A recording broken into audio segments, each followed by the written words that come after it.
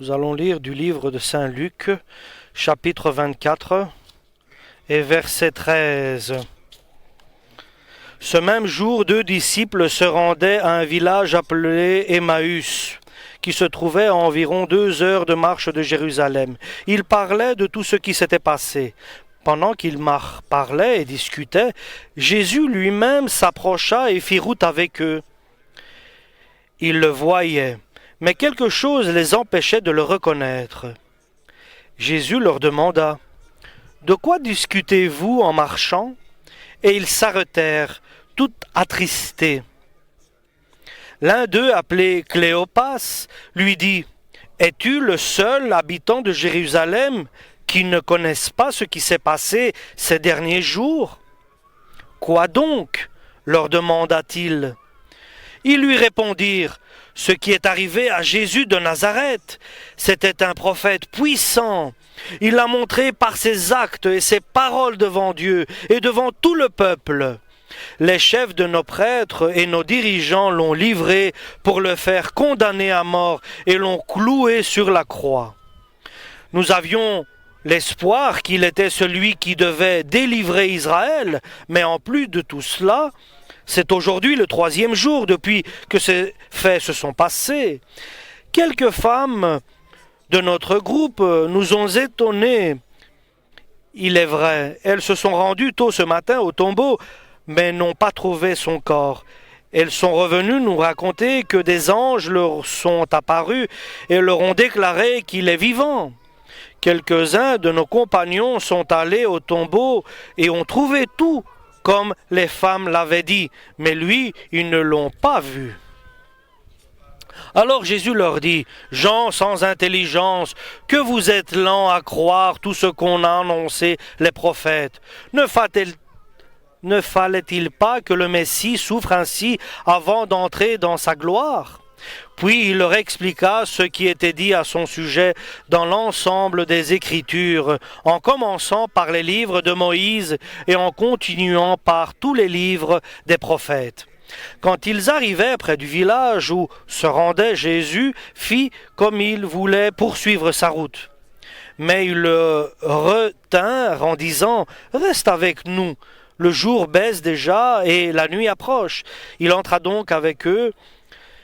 Il se mit à table avec eux, prit le pain et remercia Dieu. Puis il rompit le pain et leur donna. Alors leurs yeux s'ouvrirent et ils le reconnurent, mais il disparut de devant eux. Ils se dirent en l'un à l'autre : n'y avait-il pas comme un feu qui brûlait au-dedans de nous quand il nous parlait en chemin et nous expliquait les Écritures ? Ils se levèrent aussitôt et retournèrent à Jérusalem. Ils y trouvèrent les 11 disciples réunis avec leurs compagnons qui disaient : le Seigneur est vraiment ressuscité. Simon l'a vu. Et eux-mêmes leur racontèrent ce qui s'était passé en chemin et comment ils avaient reconnu Jésus au moment où il rompait le pain. Ils parlaient encore quand Jésus lui-même se présenta au milieu d'eux et leur dit : « La paix soit avec vous. » Ils furent saisis de crainte et même de terreur, car ils croyaient voir un fantôme. Mais Jésus leur dit : « Pourquoi êtes-vous troublés ? Pourquoi avez-vous des doutes dans vos cœurs ? Regardez mes mains et mes pieds, c'est bien moi, touchez-moi et voyez, car un fantôme n'a ni chair ni os, contrairement à moi, comme vous pouvez le constater. » Il dit ces mots et leur montra ses mains et ses pieds. Comme ils ne pouvaient pas encore croire, tellement ils étaient remplis de joie et d'étonnement, il leur demanda : « Avez-vous ici quelque chose à manger ? » Ils leur donnèrent un morceau de poisson grillé. Il le prit et le mangea devant eux. Puis il leur dit : « Quand j'étais encore avec vous, voici ce que je vous ai déclaré, ce qui est écrit à mon sujet dans la loi de Moïse, dans les livres des prophètes et dans les psaumes, tout cela devait se réaliser. » Alors il leur ouvrit l'intelligence pour qu'ils comprennent les Écritures. Et il leur dit : « Voici ce qui est écrit. Le Messie doit souffrir, puis se relever d'entre les morts le 3e jour. Et il faut que l'on prêche en son nom devant toutes les nations, en commençant par Jérusalem. On appellera les humains à changer de comportement et à recevoir le pardon des péchés. Vous êtes témoins de tout cela et je vous envoie moi-même sur vous ce que mon Père a promis. Quant à vous, restez dans la ville jusqu'à ce que vous soyez remplis de la puissance d'en haut. Amen. pour la parole du Seigneur. Tout a changé, tout est nouveau par Jésus-Christ. Par Jésus-Christ, Dieu a tout renouvelé. Jusqu'à cet instant-là, Dieu a fait beaucoup de choses par Jésus son Fils. Mais dans la vie de Jésus, au peuple d'Israël. Et la Samarie et la Galilée, tout le monde connaissait Jésus de Nazareth, qu'il était puissant en parole, en acte devant Dieu et devant tout le peuple. Il guérissait toute maladie, il donnait à manger à ceux qui avaient faim, il donnait des ordres à la mer et au vent de ralentir, de diminuer, de s'apaiser. Il libérait des démoniaques et les hommes voyaient à Jérusalem pour la première fois ce que Dieu faisait par Jésus-Christ, ses prodiges. Mais la venue de Jésus n'est pas que les miracles, mais aussi la mort sur la croix et la résurrection de Jésus pour que le péché soit complètement pardonné. Et ici, les 12 disciples étaient étonnés, étaient dans l'étonnement de voir Jésus, parce qu'il allait libérer les Juifs des Romains. Mais eux, au contraire, ils espéraient cela, mais ils voient Jésus se faire arrêter par les Romains, par les soldats romains, et que les soldats romains le maltraitent et qu'ils le mettent jusqu'à la mort, et qu'ils le mènent jusqu'à la mort. Et ils voient celui qui était le Messie, le libérateur, et qu'il devienne quelqu'un qui a été crucifié. Ils ont vu tout cela en quelqu'un qu'ils espéraient et qu'ils avaient confiance. Cela a été fait le vendredi. Et après cela, il y avait 2 personnes qui se dirigeaient vers Emmaüs. Beaucoup ont appris ces événements. Et pourtant, ces paroles étaient prophétisées déjà. Ils étaient prévus qu'ils allaient se réaliser. Et comme Jésus avait dit, je vais vers Jérusalem, ils vont me saisir de moi, ils vont se saisir de moi, ils vont me maltraiter et ils vont me tuer. Mais le 3e jour, je vais ressusciter. Et il y a eu des femmes qui ont été allées au tombeau, mais ils n'ont pas trouvé le corps de Jésus. Mais il y avait là des anges qui lui ont dit, « Pourquoi cherchez-vous le vivant parmi les morts ?» Et il y a eu là une séparation déjà. Caïaphe et les scribes et les pharisiens savaient que Jésus était ressuscité, selon qu'ils avaient mis une garde devant le tombeau de Jésus. Et les soldats ont vu Jésus ressuscité. Et eux, ils se sont endurcis de ce qu'ils ont vu, et ce qu'ils ont entendu. Caïaphe et les pharisiens ont donné de l'argent aux soldats pour qu'ils ne disent rien à personne.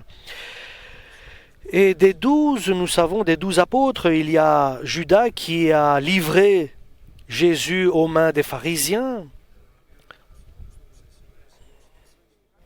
Et nous savons aussi que Pierre l'a renié devant des serviteurs du palais, et Thomas qui n'était pas présent le jour de la venue de Jésus.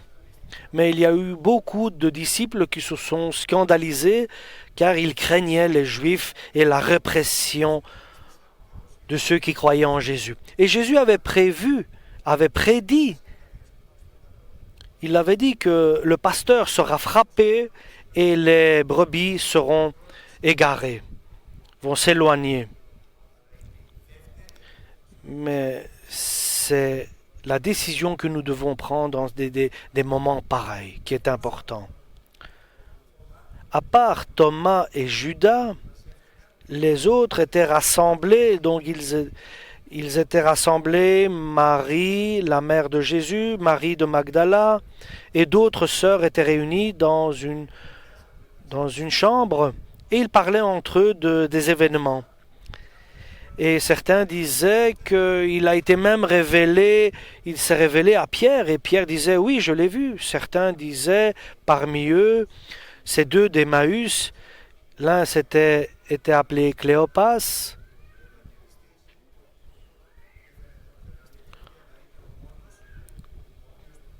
et ils décrivent ces événements.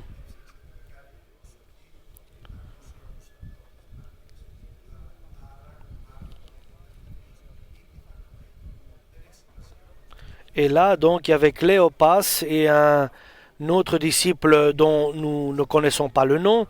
Et ils ont pris la décision le dimanche, après ce qu'ils ont entendu, ce que disaient les femmes, qu'ils sont allés au tombeau, mais ils n'ont pas trouvé le corps, et ils nous ont entendu dire par des anges que « Pourquoi cherchez-vous le vivant parmi les morts ?»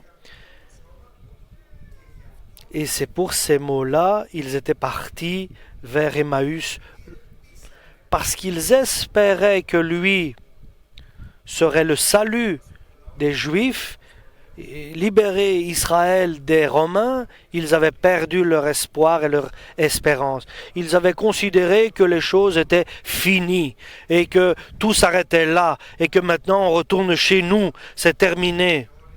Ils ont considéré que tout est fini maintenant.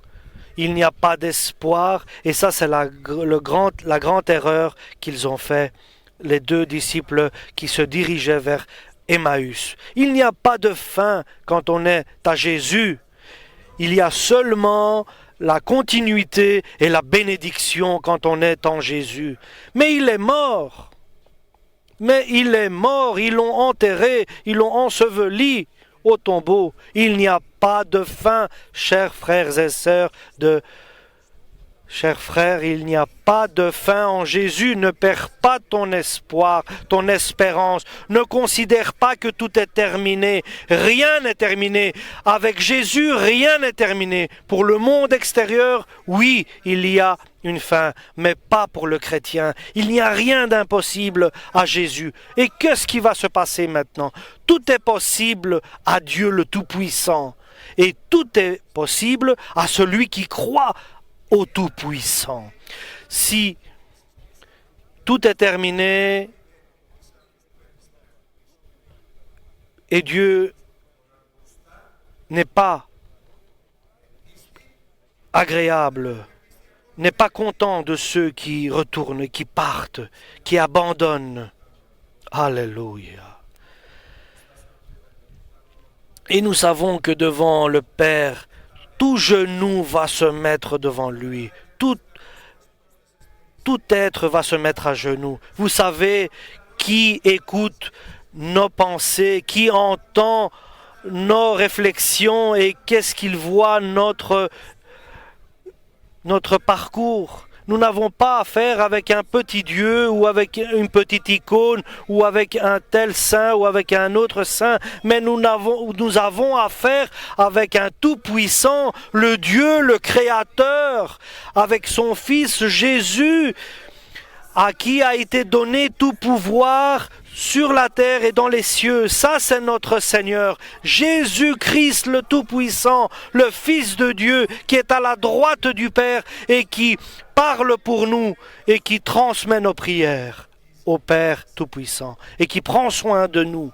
Et je répète, et il prend soin de nous tous, N'abandonnons pas nos réflexions, nous éloigner, mais Christ vit, il est ressuscité, il est tout puissant, il est glorieux. Lui, il sait tout, il est vivant et c'est lui qui me guide, c'est lui qui me dirige. Et tout ce qui arrive et qui m'apporte à cette situation, il faut que je persiste dans ces moments pour qu'il ait pitié de moi, pour que je reste fidèle à sa parole, même si je traverse des moments difficiles. Et il le permet dans notre vie. Et bien sûr, Dieu peut changer chaque situation dans notre vie. Il veut changer lorsque nous sommes dans un malheur ou dans un problème, mais le résoudre. Il veut changer notre incrédulité, donc notre manque de foi en quelqu'un de très croyant. Nous n'avons rien à faire avec le monde, mais nous avons affaire avec le Dieu Tout-Puissant. Nous n'avons rien à faire avec le prince de ce monde et les princes de ce monde, ni avec les Caiaphas. Ce sont les personnes dirigeants de ce monde. Les hommes puissants de ce monde. Mais nous avons affaire avec le Jésus-Christ, le Fils du Dieu vivant. C'est pour cela notre espérance est certaine et en sécurité. Dieu sait ce qu'il fait. Il est notre maître, il est notre éducateur, il est notre guide, il prépare les siens, ceux qui lui sont précieux. Il va nous passer par beaucoup de choses. Parce que nous devons résister et prouver que nous lui appartenons. Et les épreuves nous apportent à être parfaits pour l'enlèvement de l'Église. Il veut nous établir parfaits. Il veut nous préparer pour nous prendre, pour venir nous chercher. Et chaque maître sur la terre et chaque père sur la terre, à chaque enfant, il se comporte d'une manière différente. Mais surtout, le père, quoi que soit son comportement, c'est une expression d'amour et de sagesse vis-à-vis de son enfant. Et notre Père céleste se comporte envers nous avec amour et sagesse. Il s'exprime de cette manière-là. Et dans notre vie privée, dans notre vie spirituelle, il s'exprime de cette manière. Nous devons faire à une chose attention, à notre réflexion, à nos pensées et à notre manière de marcher, à notre parcours. Nos paroles doivent être des paroles de bonté, des paroles de remerciement, des paroles de glorification de Dieu, des paroles d'espoir, d'espérance, des paroles d'amour envers Dieu. Pas des paroles de désespoir, pas des paroles de deuil ou des paroles de mort. L'esprit que nous avons reçu n'est pas un esprit qui hésite, c'est un esprit de puissance, l'esprit de Jésus-Christ, l'Esprit Saint. Et cela ne signifie pas que Dieu n'aime pas les deux qui sont partis à Emmaüs. Oui, Dieu veut qu'ils reviennent à Jérusalem. Il les aime et c'est pour ça qu'il s'approche d'eux et qu'il marche avec eux. Ils sont peut-être dans un désespoir. Ils ont perdu leur confiance. Ils ont vu un Jésus mourir sur la croix auquel ils espéraient être le libérateur. C'est pour cela le dimanche, lorsqu'ils reviennent à Jérusalem, et ils étaient tristes, lorsqu'ils retournent à Emmaüs, tristes, et ils se disaient, dommage, nous espérions que lui, il nous aurait libérés des Romains. Il était si puissant, il a fait si de grandes choses, de prodiges, de merveilles, il a fait des miracles, il avait une parole puissante, et pourtant il est mort. mais nous savons qu'il n'est pas mort, il est ressuscité, il n'est pas mort. Il n'a pas arrêté de t'aimer. Alléluia. Il s'occupe toujours de toi. Alléluia. Nous devons faire attention, je vous supplie, chers frères et sœurs. Nous voulons quelque chose et cela ne se fait pas, alors nous disons, ah, Dieu ne nous a pas entendus, et Dieu n'existe pas. Pourquoi? Et nous voulons quelque chose d'autre qui ne se réalise pas, alors nous sommes aussi dans la peine, et nous sommes... mais nous savons que nous sommes la joie de Dieu. Si Dieu ne le fait pas, c'est parce qu'il a un projet. Il nous prépare pour l'enlèvement de l'Église. Ça, c'est le projet de Dieu. C'est pour nous enlever, nous prendre de cette terre où nous vivons. Alléluia. Nous devons être attentifs à ce que nous pensons, à ce que nous regardons, et nous devons aller voir notre visage devant un miroir. Nous devons être heureux et pas avoir un visage crispé, mais un visage heureux et de la joie, car nous avons été choisis par le Tout-Puissant. Alléluia. Nous sommes le point centrale de la pensée de Dieu. Alléluia.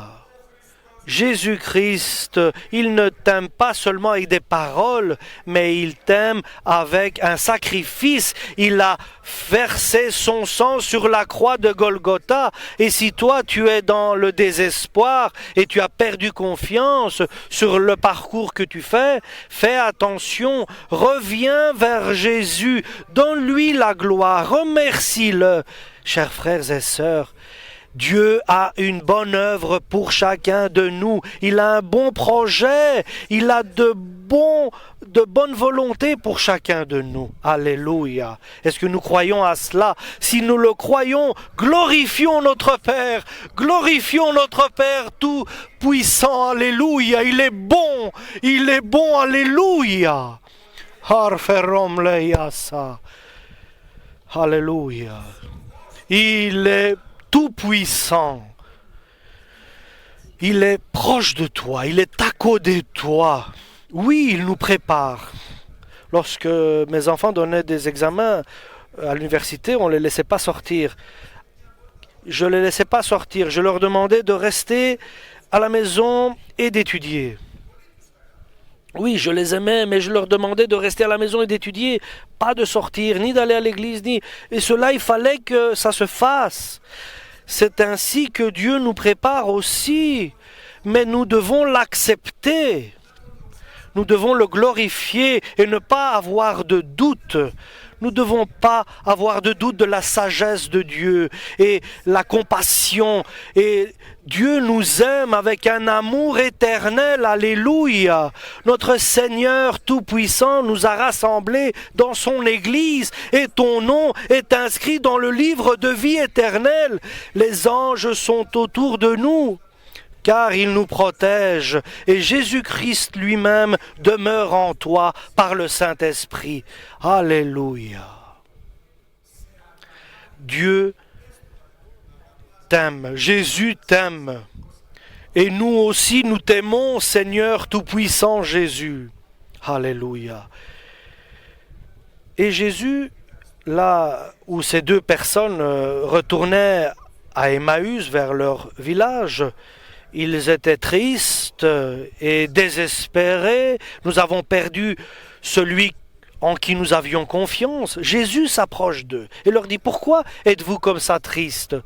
Ils lui disent: mais es-tu le seul qui ne sait pas ce qui s'est passé?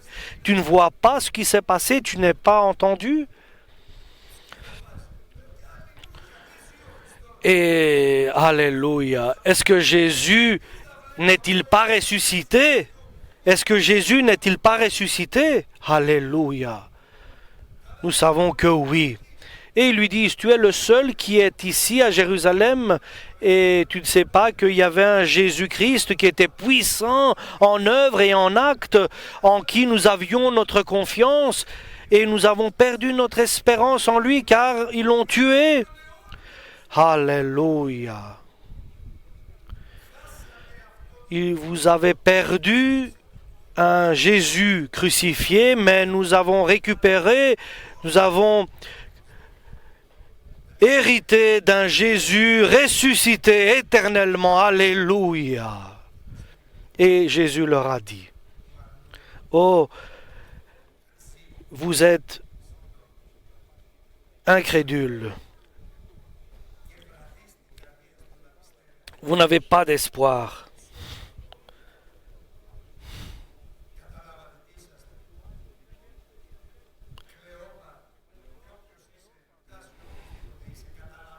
Gens sans intelligence, il leur dit. Gens sans intelligence, et vous êtes lents à croire tout ce que a été annoncé par les prophètes. Vous êtes lents à croire à mes paroles. C'est lui qui remplace, qui change le mal en bien, qui change la malédiction en bénédiction. C'est lui. Et le désespoir en espérance certaine. C'est lui. Vous êtes sans intelligence et vous êtes lents à croire à la parole de Dieu. Il fallait-il pas que le Messie souffre et qui, avant d'avoir la gloire, est-ce qu'il ne fallait pas qu'il se rabaisse? Il fallait d'abord qu'il se rabaisse et qu'après vienne la gloire. C'est écrit. Il faut d'abord se rabaisser pour grandir, pour augmenter, pour évoluer. Il faut d'abord passer par l'épreuve, et l'épreuve apporte de la souffrance parfois. Mais après, cette souffrance se transforme en joie, car on a les résultats escomptés, attendus. Alléluia. Et nous le croyons. Nous le croyons. Et je peux vous dire quelque chose. Dieu va faire de grandes choses à chacun de nous, à tous ceux qui croient en lui. Et il fera le nécessaire pour trouver celui qui est perdu. Il va venir chercher une église sainte, purifiée, sans tache. Alléluia. Nous allons aller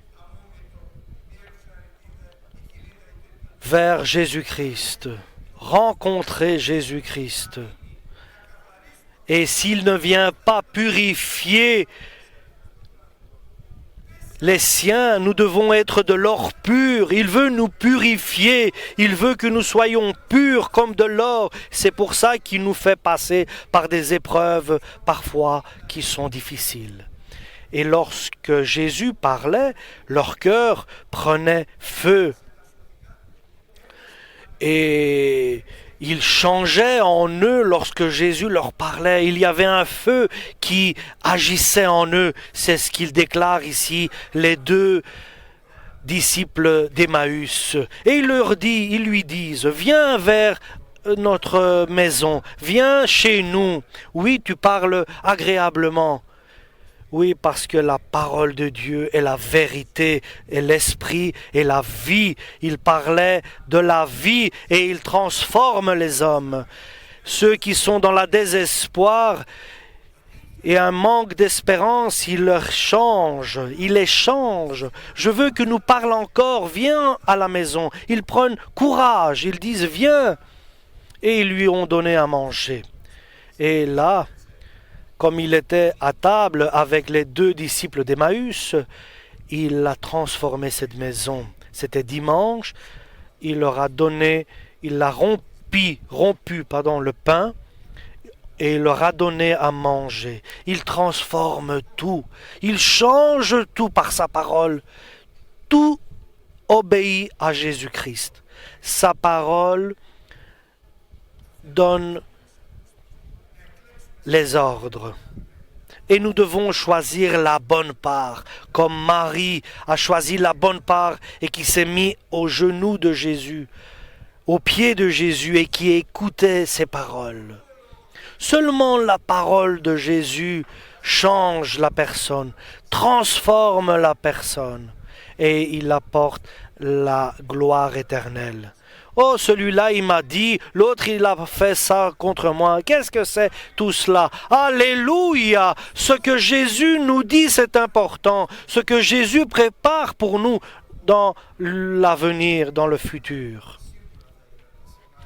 Et nous savons que ses disciples ont vu les signes à ses mains. Alléluia. Et lorsqu'ils ont vu vraiment que c'était lui, ils l'ont reconnu, alors ils ont pris le chemin du retour vers Jérusalem. Et c'est ce que nous devons faire, revenir vers Jérusalem. Nous devons venir et rester à Jérusalem symboliquement.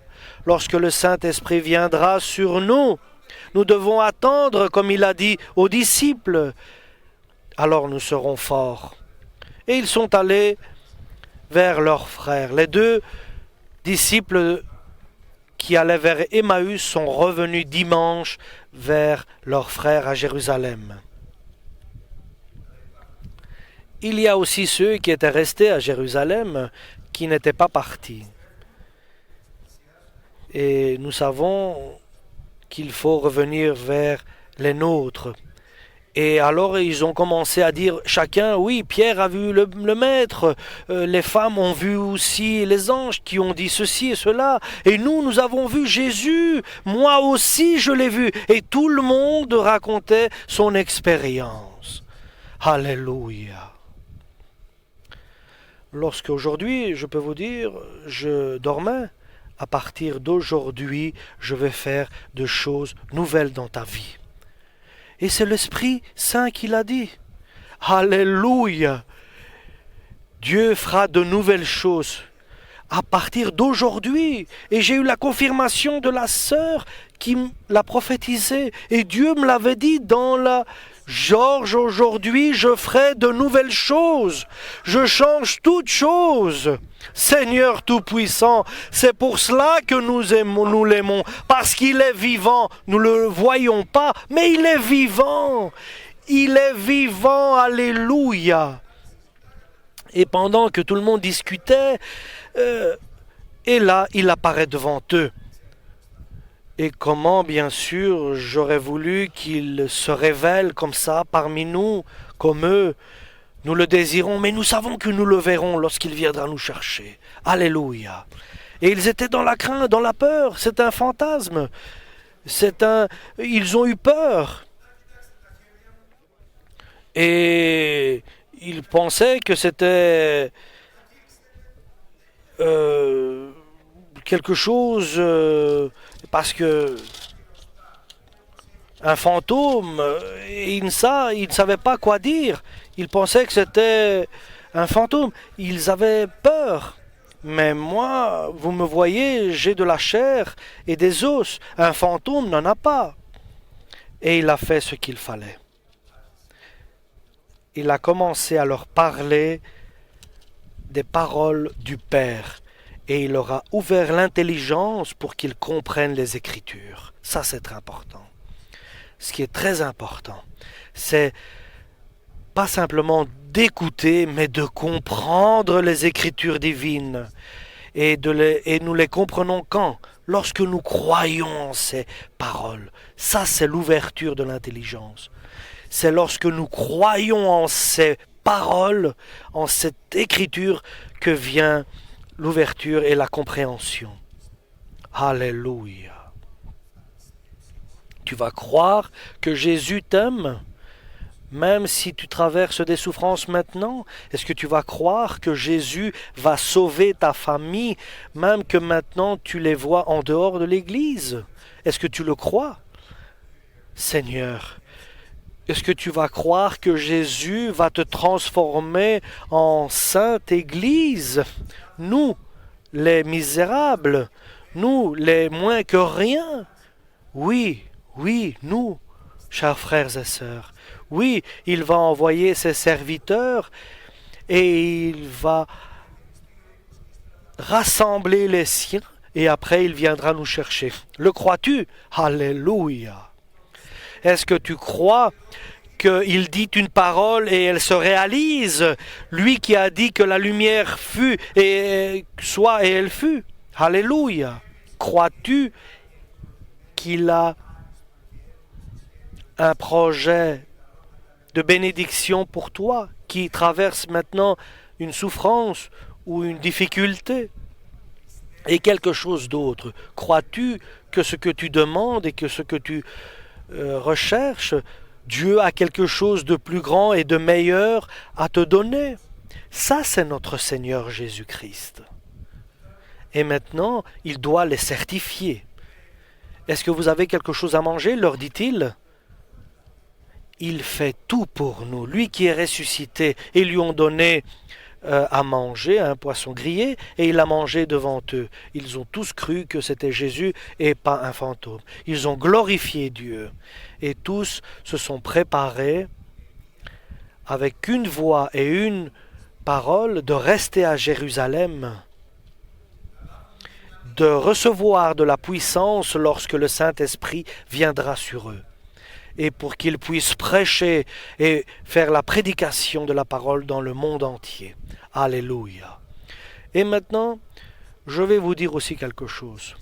Au début de ma foi, il y avait quelqu'un qui a cru un frère qui était alcoolique, et on lui avait donné 1 mois de vie. On lui avait annoncé que il avait 1 mois de vie. Et sa femme avait aussi une maladie. C'était une famille condamnée. Et ils sont venus à l'église. Cette femme, sa femme ne pouvait pas marcher, elle avait des douleurs.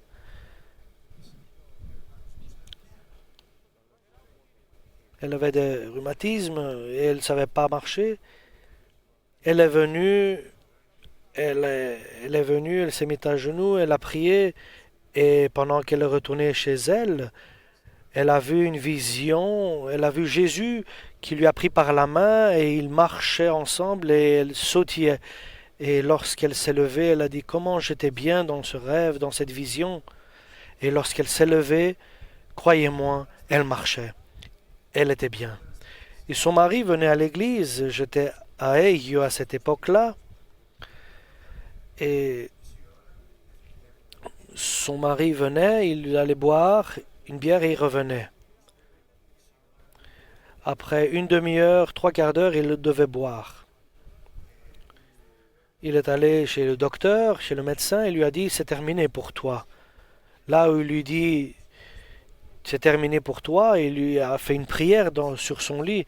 Il a dit Seigneur, peux-tu me libérer de cet alcoolisme parce que il y avait une... Et Dieu l'a guéri à cet instant-là. Jésus l'a guéri. Et tous les deux sont venus saints à l'église, le mari et la femme. Et nous étions étonnés de ce que Jésus avait fait dans leur vie. Et Jésus après l'a baptisé de son Saint-Esprit et lui a donné un don. Il lui a donné à avoir des visions. Il le voyait et il voyait des choses que nous ne voyons pas. C'était quelqu'un qui avait grandi dans la rue. Ses paroles étaient des paroles simples, mais il était bien aimé du Seigneur. Et un jour, il vient et il me dit qu'est-ce que Jésus m'a montré. Voilà.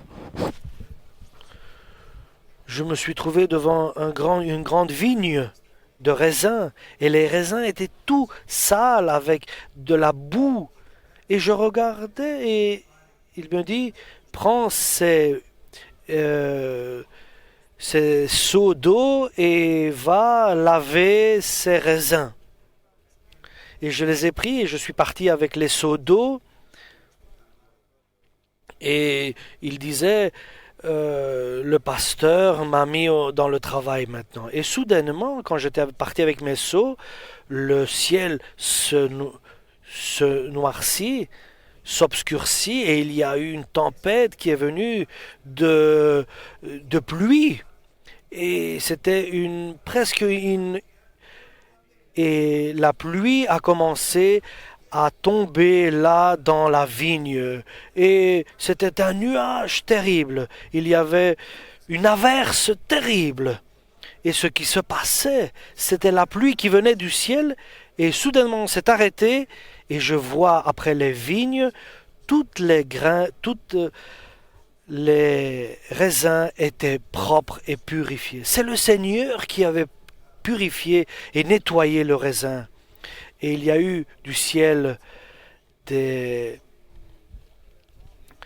aigles qui venaient du ciel, qui coupaient les branches et les amenaient au ciel. Ils venaient prendre des raisins et les amenaient en haut dans le ciel. C'est ainsi que le Seigneur va faire dans les derniers jours, lorsqu'il préparera son Église pour venir la prendre. Et cela est écrit dans l'Évangile. Il est venu prendre son Église et la présenter devant le Père. Glorieuse, sainte, parfaite, sans ride, sans tache. C'est lui qui prend soin de toi.